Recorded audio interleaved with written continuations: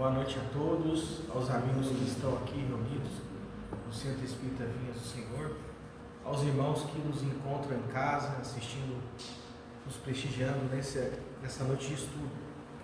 Vamos pedir para os amigos que estiverem em casa colocarem a água fluidificada, que os benfeitores que aqui estão vão aos vossos lares para fluidificar a água para vocês. Vamos fazer uma oração para os irmãos que estão em casa, que aqui nós já fizemos. Então vamos fazer uma oração agradecendo a Deus, a Jesus, a oportunidade, Mestre Divino, de estarmos reunidos nesta noite em Teu nome para um período de aprendizado, de reflexão. Pai nosso que estais nos céus, na luz dos sóis infinitos, Pai de todos os aflitos desse mundo de escarcéus, santificado, Senhor, seja o Teu nome sublime, que em todo o universo exprime concórdia, ternura e amor. Venha ao nosso coração o Teu reino de bondade, de paz e de claridade na estrada da redenção. Cumpra-se o Teu mandamento, que não vacina nem erra, nos céus como em toda a terra, de luta e de sofrimento. Evita-nos todo o mal, dai-nos o pão do caminho, feito na luz do carinho, o pão espiritual. Perdoa-nos, meu Senhor, de iniquidade e de dor, os débitos tenebrosos de passados escabrosos. Auxilia-nos também, nos sentimentos cristãos, a amar os nossos irmãos, que vivem longe do bem. Com a proteção de Jesus, livrai a nossa alma do erro, mundo de desenterro distante de vossa luz. Que vossa ideal igreja sejas o altar da caridade, onde se faça a vontade de vosso amor. Que assim seja. Então, gente, o tema de estudo que eu trouxe para essa noite de hoje é o capítulo 7, Bem-aventurados pobres de espírito. Então, antes de eu iniciar esse capítulo, eu queria alertar, não avisar os amigos em casa, que leiam o capítulo 1, estudem o capítulo 1, o capítulo 2, o capítulo 3 e o capítulo 4. Porque o capítulo 1 é uma explicação bem do que Jesus vem trazer. Ele fala, não vim destruir a lei. Então Jesus vem complementar o ensinamento, né, do amor, implantar a lei do amor. O capítulo 2, meu reino não é desse mundo. Jesus fala nesse capítulo vai explicar para a gente que Jesus fala que ele não é, que assim, não é dele, né? Que o reino, como quando ele diz para Pilatos, né, meu reino não é desse mundo, que se assim o fosse, os ministros teriam libertado. Jesus quis dizer que há muitas moradas, né? No capítulo 3, ele vem revelar para nós que há muitas moradas na casa do Pai, e que o reino de Jesus é o nosso universo infinito, né? O nosso reino será esse, quando a gente atingir a pureza espiritual. Mas, por ora, nós ainda somos espíritos imperfeitos na nossa caminhada evolutiva. Depois, nós temos o capítulo 4, que vai nos trazer a questão da reencarnação, né? Ninguém pode ver o reino do céu se não nascer de novo. Ou seja, para a gente evoluir, para a gente avançar, nós temos que renascer de novo. Então é importante a gente entender o capítulo 1, o capítulo 2, o capítulo 3 e o capítulo 4, porque somente assim a gente vai começar a entender o que Jesus quis nos ensinar, né? As questões das bem-aventuranças que depois vem, a bem-aventurados aflitos, e que eu vou estudar hoje. Porque se não for assim, se a gente não conseguir compreender a grandeza do ensinamento de Jesus, a gente não vai entender os motivos das aflições, né? Por que nós passamos por tantas dificuldades no nosso planeta, né? Então precisamos estudar para começar a compreender, né? Então vamos começar agora nessa reflexão desse estudo que eu trouxe nessa noite de hoje, que é a continuidade dos bem-aventurados, né? Então Jesus, ele sobe no monte e fala para nós que para a gente atingir o reino dos céus, que é para a gente atingir a pureza espiritual, né, que a gente vai demorar ainda na nossa caminhada para atingir essa pureza espiritual, ele fala que nós temos que trazer essas qualidades da bem-aventurança para o nosso coração. Então nós temos que ser bem-aventurados, é aqueles que conquistam essas qualidades, são merecedores de entrar no reino dos céus. Então eu vou falar dessa bem-aventurança de hoje, que é o pobre de espírito. E que naquela época, quando Jesus falava bem-aventurados pobres de espírito, muitos zombaram de Jesus, muitos riram de Jesus, ou seja, acharam que para entrar no reino dos céus era necessário ser pobre materialmente ou viver na miséria. Mas a gente vai ver que isso não é isso a questão, né? Se fosse isso, seria bem fácil entrar no reino dos céus, né? Era só dispor de tudo que tinha, virasse um pobre, um miserável, já ganhava o reino dos céus. Mas é muito mais que isso, muito mais completo, né? Muito mais complicado. Pobre de espírito não é simplesmente nos dispor dos bens materiais. Então, está em Mateus capítulo 5, versículo 3: bem-aventurados os pobres de espírito, pois deles é o reino dos céus. O que se deve entender por pobres de espírito? Então está no Evangelho: aquele que se eleva será rebaixado, mistérios ocultos aos dutos e prudentes, instrução dos espíritos, orgulho, a humildade e a missão do homem inteligente na terra. Então todos esses itens de estudo do Evangelho foi trazido por Kardec através da espiritualidade. Então o livro o Evangelho segundo o Espiritismo, ele é um livro explicando a fundo o que Jesus quis dizer para nós em parábolas. Então por isso que é bem simples de ler. Então é um livro que requer nós estarmos todos os dias lendo, fazendo uma oração, refletindo desse ensinamento. Porque esse ensinamento é como nós nos devemos portar, a nossa mudança moral, né? Então vamos lá. Adentrando agora aqui. Bem-aventurados os pobres de espírito, pois deles é o reino dos céus. O que se deve entender por pobres de espíritos? Então a incredulidade zombou desta máxima: bem-aventurados os pobres de espírito, como tem zombado de muitas outras coisas que não compreendem. Pobres de espírito, Jesus não entende aos baldos de inteligência, mas aos humildes, tanto que diz: ser para estes o reino dos céus, e não para os orgulhosos. Então aqui nesse parágrafo a gente já vai entender que Jesus fala por pobres de espírito, aqueles que são humildes, não aqueles que são orgulhosos. Então não importa se a pessoa tem muita sabedoria da ciência, ou se é letrado, ou se é doutor, ou se é pós-doutorado, isso não importa.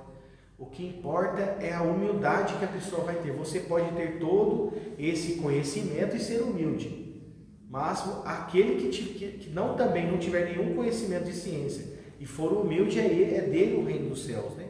Então os homens têm que saber de espírito no entender do mundo.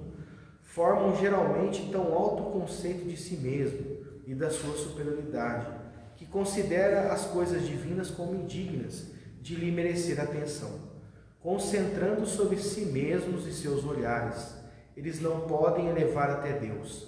Essa tendência de se acreditarem superiores a tudo, muito a miúde, os leva a negar aquilo que, lhe estando-lhe acima, os depreciaria, a negar até mesmo a divindade, ou de condescendência admiti-la, contestando-lhe um dos mais belos atributos, a ação providencial sobre as coisas deste mundo, persuadidos de que eles são suficientes para bem governá-lo, tomando a inteligência que possuem para a medida da inteligência universal, e julgando-se aptos a tudo compreender. Não podem crer na possibilidade do que não compreendem, consideram-se apelação às sentenças que proferam, e se recusam a admitir o mundo invisível e uma potência extra-humana. Não é que isso lhe seja fora do alcance, é que o orgulho se revolta à ideia de uma coisa acima do qual não possa colocar-se aos que fariam descer do pedestal onde contempla. Eu vou parar nesse ponto aqui e vou comentar que o homem, o ser humano materialista, ele muitas das vezes ele acha, e muitos deles, à medida que estudam e vão dominando o conhecimento, eles acham que são acima de Deus. E muitos deles até não acreditam em Deus, achando que tudo acaba quando a morte se depara, né? Quando se depara com a morte. Mas aqui a gente começa a refletir, né? Que a nossa humildade já começa em aceitar a existência da vida espiritual. Então nós nos percebemos e olharmos ao nosso redor, ao nosso universo, à nossa natureza, o quanto é inexplicável para nós a criação de Deus. O homem até hoje tenta entender Deus, tenta entender a criação de Deus e tenta até copiar a forma humana, como a gente vê hoje em dia. Mas o homem acaba esquecendo de Deus, né, do mais importante. E essas pessoas se perdem porque não acreditam na imortalidade da alma e nem na reencarnação. Então isso tudo começa a explicar para nós a questão do motivo de sermos humildes, a questão do motivo de nos resignarmos, de aceitarmos as nossas dificuldades, as nossas aflições. Então, esse ponto é bem importante, porque muitas das vezes o mundo materialista, pelo orgulho de não aceitar o inexplicável, eles não aceitam a existência da vida espiritual. Então, daí, só terem sorrisos de mofo para tudo que não percebem ao mundo, visível e tangível. Eles se atribuem ao Espírito em saber e tão grande cópia, que não podem crer em coisas segundo pensam, boas apenas para a gente simples, tendo pobres de espírito os que as tomam a sério. Então, muitas das vezes, aquela pessoa que não tem tanto conhecimento, ou que é bastante humilde, a gente vê essas pessoas, muitas das pessoas que têm a humildade, né? Às vezes a gente vê pessoas que têm doutorado, mestrado, e também aquelas pessoas que não têm tanto estudo, mas que têm a humildade, que são humildes, né? Elas começam a aceitar Deus, começam a aceitar que a vida continua, começam a aceitar as dificuldades que passam. Então a gente já percebe na nossa vida que as pessoas que são humildes são as pessoas que têm a maior sabedoria de compreender isso. E a gente começa a ver que essas pessoas não vivem na falsa felicidade, que a falsa felicidade é buscar a felicidade nas coisas materiais. Então a gente começa a perceber quando essas pessoas entendem a realidade de Deus e a vida espiritual, a gente começa a ver médicos praticando a caridade, auxiliando aqueles que estão precisando, pessoas que são empresários, que têm condições de estar passeando e viajando para o mundo inteiro, se dedicando ao auxílio aos pobres, ao auxílio daqueles que estão necessitados. E a gente começa a entender, começa a perceber que a humildade é o ponto-chave, a pobreza de espírito é um dos pontos-chave para a nossa salvação, para a gente começar a entender a Deus e começar a encontrar o nosso caminho. Enquanto a gente estiver com o nosso orgulho ainda dentro de nós não vamos aceitar muitas das vezes as dificuldades e nós não vamos aceitar também as coisas que o mundo nos impõe, né?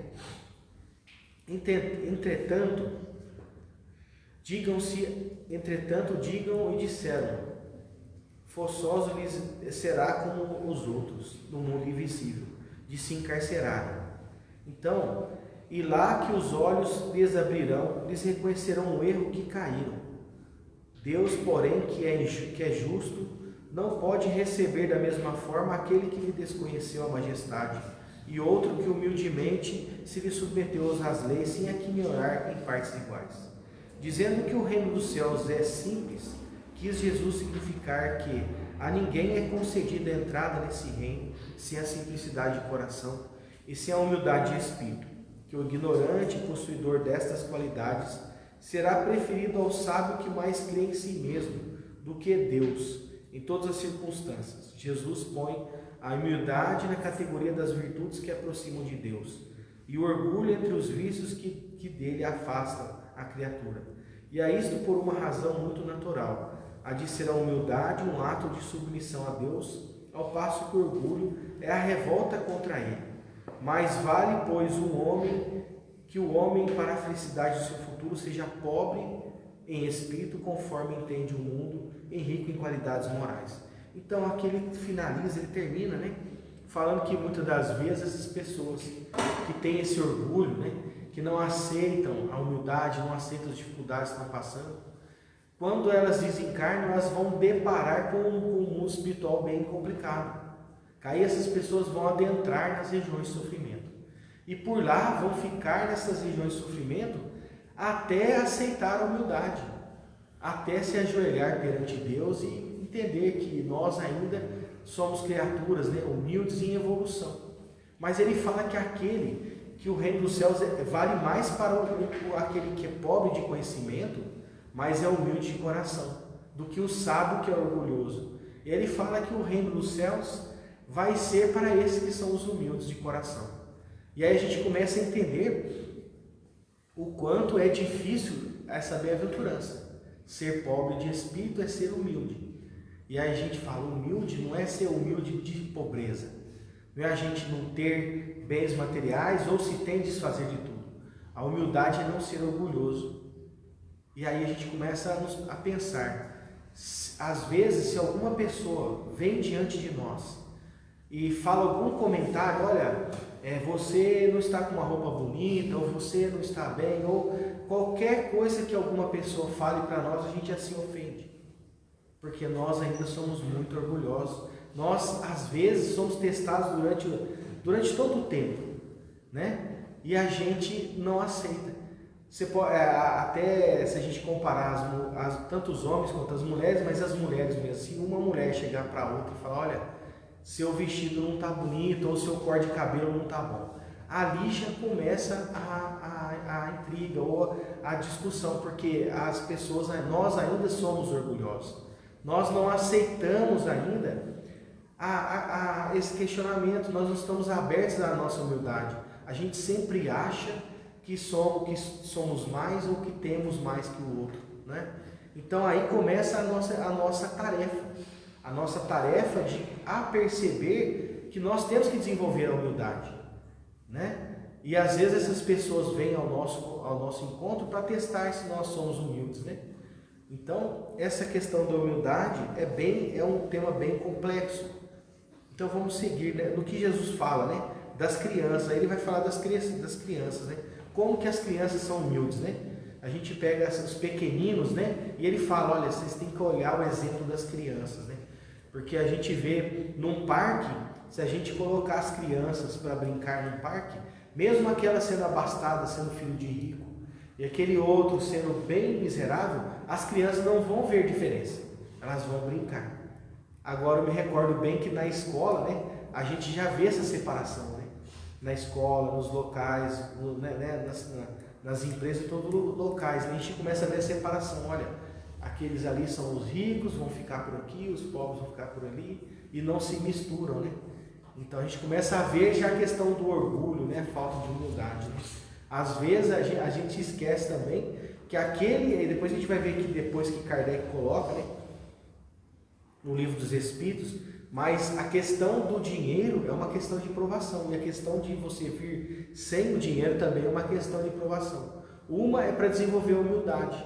Então quando a pessoa vem com muita dificuldade financeira e passa por tanta dificuldade na vida, a gente tem que começar a perceber, né? Por que eu estou tomando tanta cacetada assim? Será que Deus não está querendo me fazer humilde? A partir do momento que a gente começa a olhar para o lado, né? A gente começa a olhar para os nossos semelhantes e nos engajarmos em auxiliar o próximo, a gente começa a ver que o nosso problema é pequeno. Porque muitas das vezes a gente, no nosso orgulho, nós reclamamos de Deus, achamos que somos injustiçados, né? Que a nossa cruz é maior que a do outro, mas a partir do momento que a gente se enganja num trabalho de caridade, num trabalho de auxílio, um atendimento fraterno, e começamos a escutar os outros, as dificuldades dos outros, a gente começa a olhar para o lado e fala, olha, eu achava que eu tinha problema, mas eu não tenho nada. E aí a gente começa a se libertar. Então a humildade também é a gente entender as nossas dificuldades, os nossos problemas, e também nos dispor a ajudar o próximo, né? Porque enquanto a gente estiver só olhando para dentro de nós, a gente vai esquecer, né, do próximo e vamos estar no egoísmo, né? Então vamos ver que Jesus fala das crianças aqui, né? Ele dá o exemplo das crianças. Então continua, né? Nessa explicação desse capítulo, aquele que será rebaixado será elevado. Ou seja, Jesus que deu exemplo, mais à frente ele vai falar para os apóstolos, né? Jesus, ele lava os pés dos apóstolos, mostrando o exemplo da humildade, né? Então olha só o exemplo de Jesus. Mas vamos seguir aqui. Por esta ocasião, os discípulos se aproximam de Jesus e lhes perguntam: quem é maior no reino dos céus? Jesus, chamando assim um menino, o colocou no meio deles e respondeu: digo-vos em verdade, que se não vos converterdes e tornardes quais crianças, não entrarão no reino dos céus. Aquele, portanto, que se humilhar e se tornar pequeno como esta criança, será maior no reino dos céus. E aquele que recebe o meu nome a uma criança, tal como acabo de dizer, é assim mesmo que recebe. Então está em Mateus capítulo 18, versículo de 1 a 5. Então olha só, Jesus já nos dá o exemplo da criança, né? Da humildade que as crianças têm, né? Nós temos que ser humildes igual as crianças, né? Não ver maldade nas coisas, igual as crianças. Então ele dá o exemplo para entrar no reino dos céus, nós temos que nos assemelhar às crianças, né? Então, a mãe dos filhos, aí uma mãe, né, muito orgulhosa, né, já balançou a mão lá, escutou isso que Jesus falou, né? Então a mãe dos filhos de Zebedeu se aproximou dele com os seus 2 filhos e o adorou, dando a estender que lhe queria pedir uma coisa. Disse-lhe ele: que queres? Manda. Disse ela falou, né, manda que estes meus 2 filhos tenham assento no teu reino, um à tua direita e outro à tua esquerda. Olha que orgulho, né? Na hora que a mãe falou, olha, vocês têm que se assemelhar às crianças, né, para entrar no reino dos céus. Aí aquela mãe com os 2 filhos ali, né, já falou, ó, já orgulho, né? Olha só o orgulho da pessoa. Então eu vou colocar meus 2 filhos aqui. Falou para Jesus, ó, põe meus 2 filhos aí, um à direita e outro à esquerda do reino dos céus, né? E aí Jesus já vai dar outro ensinamento aqui em cima do orgulho dessa mãe, né? E também para os apóstolos, né? Então Jesus respondeu: não sabes o que pedes, pois vós ambos beberam o cálice que eu vou beber. E eles responderam: bebemos. Olha, então parando nessa parte, né? Gente, quando Jesus fala do cálice que ele vai beber, ainda naquela época eles não entendiam a cruz do Calvário, tudo que Jesus passou, né, para exemplificar para nós o caminho que nós temos que seguir. Mas o trabalho de Jesus é incessante, de ajuda ao próximo, de soerguimento nosso. Então Jesus está a todo instante trabalhando para nos mostrar o caminho. Ele ainda veio aqui para diante de nós para ensinar, desceu da pureza espiritual para vir nesse planeta aqui, com tantas criaturas igual a nós, né, tão ignorantes, para ensinar. Então ele fala para ela, então as crianças, se fossem para sentar do lado de Cristo, elas teriam que atingir a pureza espiritual de Jesus e estar no trabalho incessante. Então muitas das vezes a gente pensa, né, que estar no reino dos céus é estar na ociosidade, né? A gente vê isso nas nossas religiões, né, antigas, nas tradições, que quando a gente vai desencarnar, a gente vai entrar na tranquilidade plena, vamos ficar só contemplando a beleza do reino dos céus, vamos ficar lá sem fazer nada. E aqui os benfeitores espirituais e que os Espíritos vêm nos trazer, é que quando a gente desencarna, quando a gente está com Cristo, no trabalho com Jesus, o trabalho é 4 vezes mais do que quando estamos aqui. Nós vamos trabalhar muito mais. E aí, certa vez, um benfeitor falou para nós que a diferença do trabalho no mundo espiritual é que não dá sono e a gente não sente fome. Então a gente tem essa vantagem do cansaço físico. Então no mundo espiritual eles vão trabalhar 4 vezes mais. Ele falou 4 vezes, mas acho que é mais. 4 vezes mais que aqui. Só que a diferença é que a gente não necessita da alimentação e do repouso, não tem um cansaço físico. Mas o trabalho vai ser muito maior. Então, quando a mãe falou, imagina o trabalho do Cristo, né? Eles estão falando de um benfeitor que auxilia numa reunião mediúnica, né? Agora, imagina o trabalho de um espírito puro igual a Jesus. Então, como que a mãe não tem noção do se colocar o filho à direita e à esquerda de Jesus, o trabalho deles teria que ser a proporção do trabalho de Jesus. E Jesus continua. Então, ele falou, elas não sabem o cálice que eu tenho que beber. E eles responderam, podemos, e Jesus explicou, é certo que bebereis o meu cálice. Então ele não quis indispor com ela, com a mãe, e falou, olha, o cálice, beber um suco ou beber uma bebida, é lógico que eles podem beber, mas a tarefa que eu tenho, eles não têm. Então Jesus fala, é certo que bebereis o cálice que eu beber, mas pelo que respeita aos sentardes à minha direita ou à esquerda, não me cabe a mim, vou concedê-lo isto, será para aquele a quem meu Pai o tem preparado. Então ele falou Deus, né, que para sentar ao lado de Jesus, só Deus que vai decidir, né? Porque Deus é que designou para Jesus, que ele estava em contato direto com Deus, o Criador, para estar aqui conosco. Então ele falou somente o nosso Criador que poderia escolher quem estaria ao lado dele para auxiliar. Então, aí os apóstolos, o orgulho dos apóstolos. Aí os apóstolos, ouvindo isso, os 10 outros apóstolos se encheram de indignação contra os 2 irmãos. E Jesus, chamando-os para perto de si, lhes disse: sabeis que os príncipes das nações as dominam e que os grandes os tratam como império. Assim não se deve entreter vós, ao contrário, aquele que quiser tornar-se maior, seja vosso servo, e aquele que quiser ser primeiro entre vós, seja vosso escravo, do mesmo modo que o Filho do Homem não veio para ser servido, mas para servir e dar a vida pela redenção de muitos. Então olha só, aí os apóstolos ficaram orgulhosos, os apóstolos orgulhosos, os 10 apóstolos, ficaram indignados porque a mãe queria ir, ou seja, o lugar de Jesus, o trono direita e esquerda, entre os 10, eles achavam que Jesus deveria escolher entre eles ali, Então eles ficaram orgulhosos. Jesus falou que para trabalhar com ele tem que servir, E aí ele deu outro ensinamento, que o trabalho com Jesus, o trabalho no bem, é servir ao próximo, é auxiliar, é ajudar o soerguimento daqueles que estão na caminhada, Então, gente, nós temos aqui alguns exemplos, de bem-aventurado. Os pobres de espírito são aquele que se eleva será rebaixado.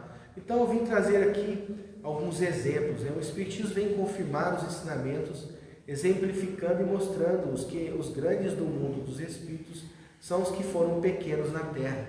Então no Brasil nós tivemos o maior exemplo, daquele que é grande, que entendeu que é pobre de espírito, que é Francisco Cândido Xavier, Dedicou toda a sua vida, em obra da caridade, em auxílio aos semelhantes. E nós aí temos a dificuldade de estudar, a obra de Chico, Mas Chico não mediu esforços, para psicografar mais de 500 livros, publicados aí. Então a gente tem que começar a pensar, em estudar os livros, a estudar pelo menos, que o Evangelho e os livros é para pôr em prática, mas a gente tem dificuldade de já entender, imagina pôr em prática. Mas está aí, Chico Xavier, um grande exemplo desse irmão de luz que exemplificou, não apóstolo do Cristo, que exemplificou para nós o exemplo das bem-aventuranças, da mansetude, de ser manso, ser pacífico. E aí nós temos Madre Teresa de Calcutá, Irmã Dulce, Mahatma Gandhi. São alguns desses irmãos que entenderam que para ser grande no reino dos céus, tem que ser pequeno na terra, tem que auxiliar o próximo, fazer a caridade, auxiliar o próximo. Então, aí depois, eu não vou conseguir, gente, passar tudo aqui desse capítulo, então eu peguei dois tópicos do capítulo aqui, mas é interessante a gente estudar em casa, Então, aí ele fala da missão do homem inteligente na Terra, Então, ou seja, às vezes a pessoa começa a adquirir tanto conhecimento, tanta sabedoria, se especializa numa área, E a pessoa, sou doutor, tem aqueles que fazem pós-doutorado, muitos deles também acham que são quase semideuses, Mas precisa ter humildade. Aí vem essa explicação da missão do homem inteligente na Terra. Então não vos ensoberbais do que sabeis, porque esse saber tem limite bem estreito no mundo em que habitais. Suponhamos sejais sumidades da inteligência nesse planeta. Nenhum direito tendes de envadecer-vos, se Deus em seus desígnios vos fez nascer, no meio aonde pudesse desenvolver a vossa inteligência, é que quer que a utilize para o bem de todos. É uma missão que vos dá, pondo em vossas mãos um instrumento com o que podeis desenvolver, por vossa vez, a inteligências retardatárias e conduzi-las a ele. A natureza do instrumento não está a indicar a que utilização deve prestar-se. A enxada que o jardineiro entrega ao seu ajudante não mostra a esse último que lhe cumpre cavar na terra? Que direis a esse ajudante, em vez de trabalhar, erguer-se a enxada para ferir o seu patrão? Direis que é horrível e que ele merece ser expulso? Pois bem, não se dá o mesmo que aquele que serve da sua inteligência para destruir a ideia de Deus e da providência entre os seus irmãos. Não eleva ele contra o seu senhor a enxada, que lhe será confiada para rodear o terreno? Tem ele o direito ao salário prometido? Não merece, ao contrário, ser expulso do jardim? Sê-lo-á, não duvideis, e atravessará existências miseráveis e cheias de humilhação, até que se curve diante daquele que tudo deve. A inteligência é rica de médios para o futuro, mas sob a condição de ser bem empregado. Então, parar nessa parte aqui, ele fala da questão das pessoas que vêm com o dom da inteligência. Porque muitas das vezes é permitido fisiologicamente, no corpo físico, na hora, né, da concepção do feto, aquela pessoa vem, como a gente fala, com QI elevado, né? Então a pessoa vem com uma capacidade cerebral muito alta. Então ela consegue, ela já tem um conhecimento espiritual, ela já tem esse conhecimento espiritual, essa bagagem, vem com um corpo físico adequado para desenvolver todas as capacidades dela, só que aí a missão dela é fazer o bem. Ela não pode usar a inteligência dela para o mal, ou desviar o que ela aprendeu para destruir, né, a obra de Deus, né? Então, se ela trilha esse caminho, aí ele fala que depois, nas próximas encarnações, vai ter existências miseráveis, vai prestar conta. Então, eu me lembro muito bem, você está falando eu me lembro de professor, né, na escola, e alguns professores que eu tive, que eles eram muito inteligentes, eram doutores, né, tinha feito doutorado, alguns tinham feito pós-doutorado, e era impressionante a capacidade que eles tinham de humilhar os alunos. Então, às vezes o aluno ia perguntar alguma coisa para eles, e eles humilhavam, né? Você não sabe nem o básico, você não estudou isso. Então, ou seja, a pessoa vem com o dom, vem com a inteligência, está ali na escola para fazer a missão de educar, de ensinar, de auxiliar, e muitos deles, pelo orgulho, acabam humilhando aí os alunos, né? Então, olha só, vem com a capacidade de ensinar. Então, às vezes a gente depara com isso, né? Mas não podemos desanimar, né? E assim a gente tem que manter a nossa humildade. Infelizmente, aí terminando essa parte, infelizmente muitos a tomam de instrumento de orgulho e de perdição, ou seja, a pessoa que vem com muita inteligência, né, contra si mesmo. O homem abusa da sua inteligência como de todas as suas outras faculdades, e no entanto não lhe faltará ensinamentos que o advirtam de uma poderosa mão para retirar o que lhe concedeu.